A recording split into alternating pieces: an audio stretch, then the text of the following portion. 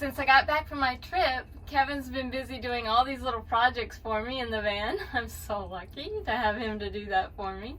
But you've already seen some of those projects. But today what we're going to show you is him installing a gray water tank underneath the van.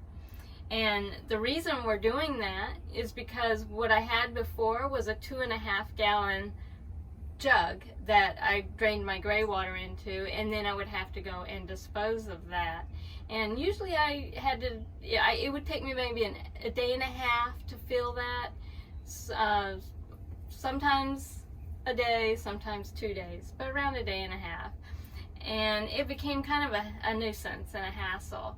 And so now we have the gray water tank under there, and it should be a lot easier. I'll be able to go a lot longer without having to empty it, and then I can just empty it properly. So let me get to the video on how he installed it. So for today's project, I'm going to be mounting a gray water tank under Cindy's van. I don't think it's going to be too difficult. The hardest thing is going to be building the framework for it to hold it out under there, and making sure that it's secure and everything's going to be fine. But I think it's going to work out well. On the top side we'll have a vent. This will be where it fills. This will be the drain, which will be an electric valve we're going to try out, so she can switch it on inside the van and drain it. And also we'll have a hook to a gauge so she can tell when it's full or when it's empty. One thing about these tanks, the 1/2 inch inlets are open. They don't have them sealed, so I had to buy a plug for this bottom one here to plug it so it's not going to leak. So we'll install that plug in there. But that's the task for today, and I'm going to get started. So my plan is to use this 1 1/4 inch steel to build the frame out of, to hold the tank, and then I'll hold it up to the van using this strap steel. And it's easy to bend, so I'll be able to install a nutsert into the frame of the van, and then this being angled, it'll bolt up to the van like that, and then this will bolt, you know, whatever length it needs to be to the frame, and then this will go up into the frame and bolt like that, and that's what'll hold it. So that's my plan.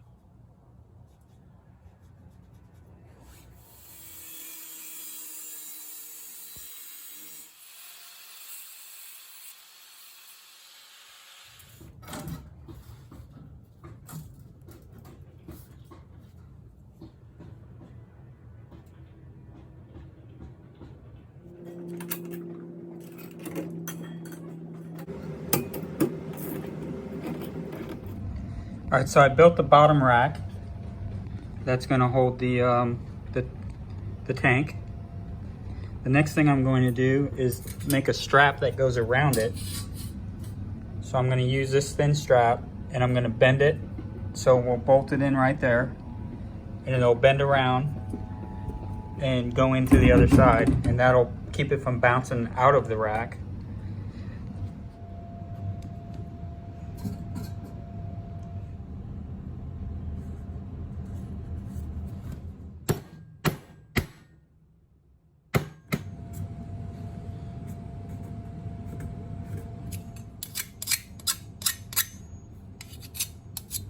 Okay, so there's the strap that'll go over the top, keep it from bouncing up and coming out of the rack. I'm sure it'll also help hold it in place to keep it from sliding back and forth as well.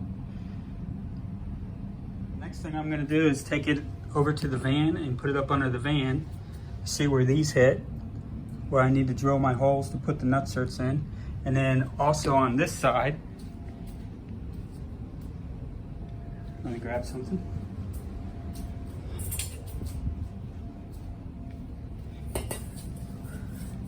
On this side, these will bolt in, and it'll go up to the frame. There's another frame rail that's like right up in here somewhere.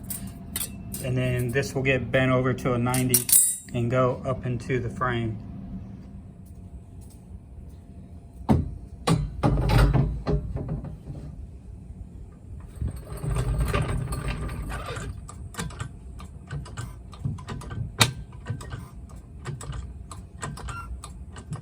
So there's not a lot of room under here, but right here I've already put this in, and I didn't get it on video, but that's where it's coming out of the van at. And there'll be a 1/2 inch hose that connects onto that and goes into this inlet right here. And then the drain will go right here. This up here will be the vent. But what we're going to do next is, I don't know if you can see it very well, but into this right here is where I'm going to drill and put a nutsert. And then a bolt will go up and screw into that, and that's what will hold this side in. And then over here, if you can see that hole there, I'm going to try to utilize that same hole and put a nutsert in there. And then there'll be a strap that comes down from there and bolts into this side right here, which will hold this side up. And then I'll do basically the same thing at the back. There'll be a strap back there that goes up to the frame, and then that cross member there will bolt up into the outer railing like the front will do. Okay, and in the back I'm going to do the same thing, but what I'm going to have to do is take this cross member and move it back to like in here somewhere, so it matches up with this bottom part of the frame right here. Because right here you can see it's not lining up with anything to bolt into. And here's what it's going to look like from the side. You can't even tell it's under there. Everything fits up there nicely. Nothing's going to show. So that'll be nice. I just had the van up on these little ramps to give me a little height, a little room under there to work.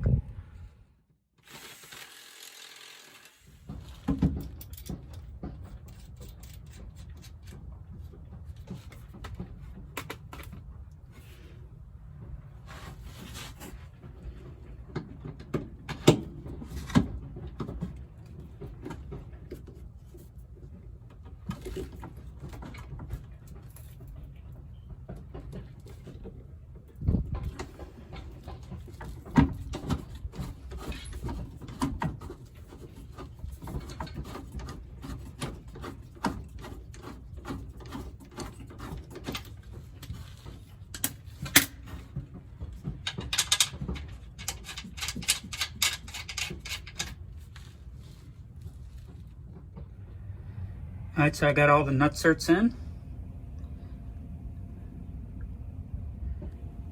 So the next thing I want to do is put the tank back up here and measure out the length that I need for the straps that are go on the inside portion to hold the tank up.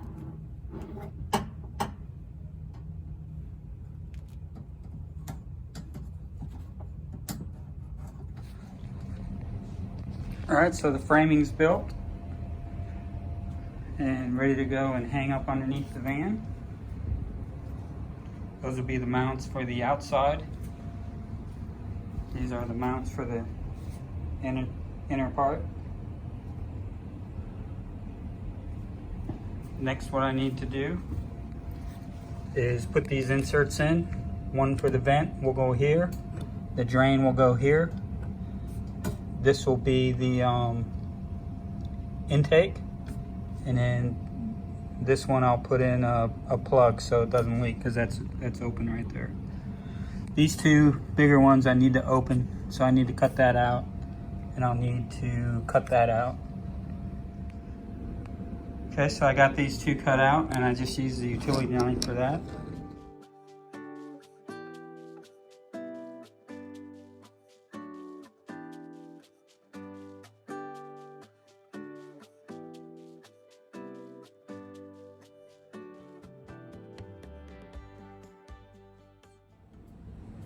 Okay, so I've got all the fittings installed, the valves installed, and next I'm going to install the sensor, the sending unit. You know, I want to install it in this indent here as far forward as I can, but I want to make sure I'm on a flat surface.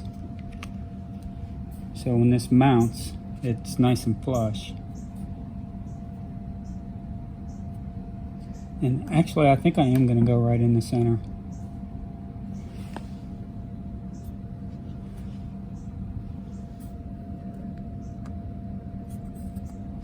like somewhere right in there. And I'm just going to use a step bit until I get it to the right size so this will fit in there.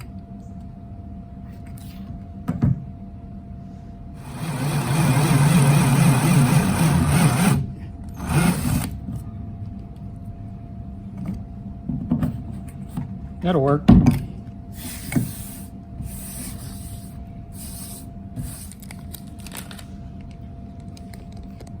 This kit gives you everything you need to install it.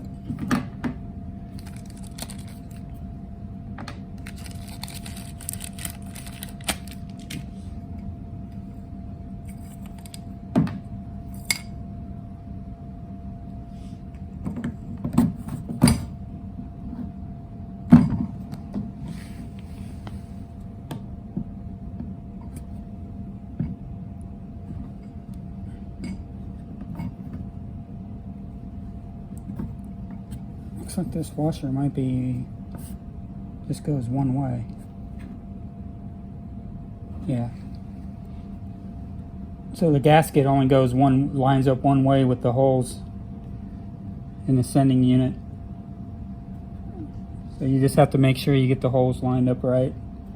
And then we'll use these little bolts to put in. I'll pre-drill a hole for each one, just slightly smaller. And that should work out tight enough for being a gray water tank.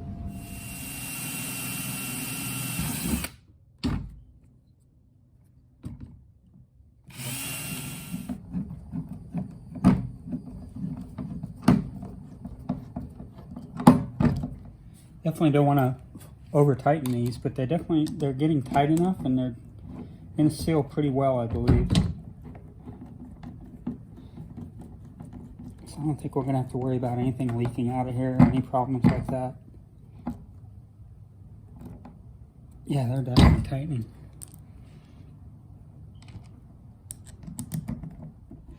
Okay, so as far as wiring goes on these, this is the wiring coming from the sending unit. The black one goes to the gauge, the pink one is the ground.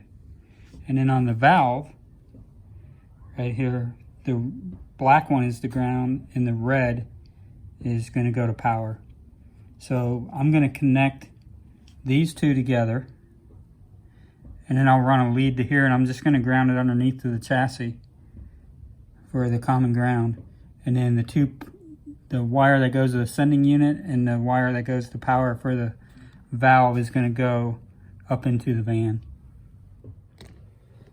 Okay, so I have all the wire connections made here. This will go to the ground, and then as soon as I find out the length I need, I'll hook a ring terminal to it and put it under one of the bolts that I'm mounting the tank with. That'll give it a good ground. And then for the other two, I just used a duplex wire. And the black is going to the sending unit, which is black, and then the red's the power for the valve.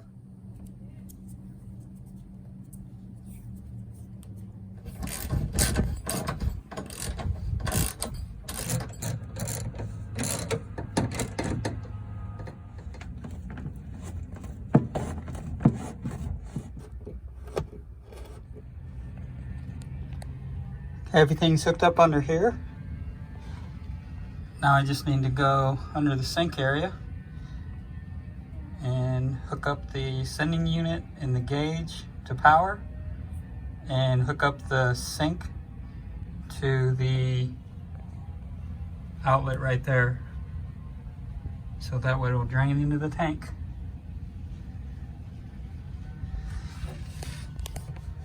So this thing feels pretty solid too. I don't think it's going anywhere. It's definitely under there nice and tight.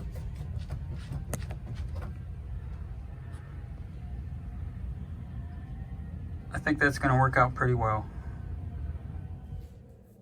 So yesterday we had a pretty good rainstorm come through, and that's just kind of what happens here in Florida every afternoon.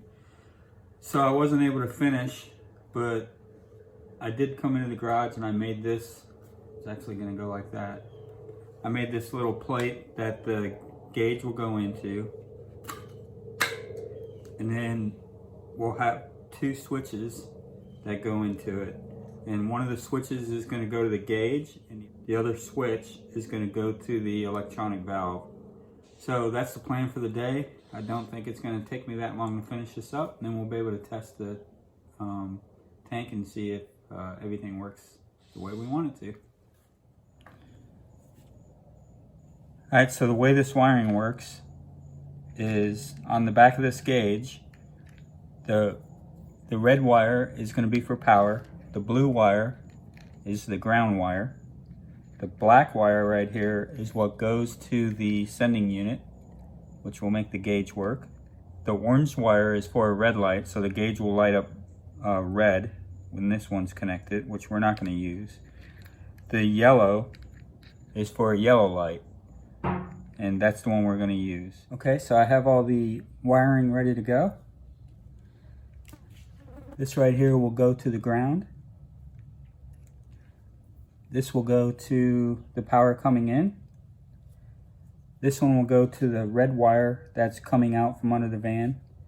This one will go to the black wire that's coming out from under the van. And then these just got connected into this switch here. So when you turn the switch on and off, it'll turn the gauge on and you'll be able to read the gauge. Okay, so everything's wired up, ready to go. But I have one more thing I want to do. Is used to when Cindy had a gray water tank right here, this bungee went around the gray water tank and the freshwater tanks and hooked into that. We're still going to use that to go around her two freshwater tanks, but we're going to use this. This is for like kayaks, I guess, to hold the bungees on kayaks and things like that. But we're going to mount this right here, and then she can wrap this around the two freshwater tanks, and when that's tight, she can actually maybe put something behind that bungee to hold it in place too. That actually looks like it's going to work out pretty good. Not sure what she'll put back there, but if she has something, she can.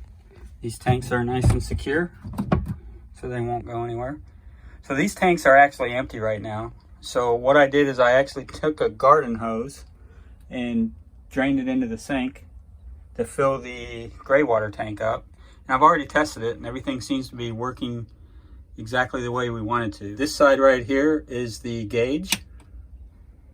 Flip that on, it lights up. We got about a quarter of a tank. It's a 15-gallon gray water tank. And then this side, we'll turn the valve on, which will open it up and allow it to drain. So it should be draining right now. Let's go take a look. That's draining pretty good. So she can hook a garden hose up to that and then run that over to a dump and be able to drain her tank, and she won't have to carry those 2.5 gallons to dump them, and you know, she won't have to carry anything anymore, which is the main thing. So this has been draining for a few minutes now, and the gauge is reading lower. It was about a quarter tank. Now it's almost empty. And I probably had it on for a couple minutes, I guess. It'll probably drain, depending on how full it is. It'll drain faster the more full it is.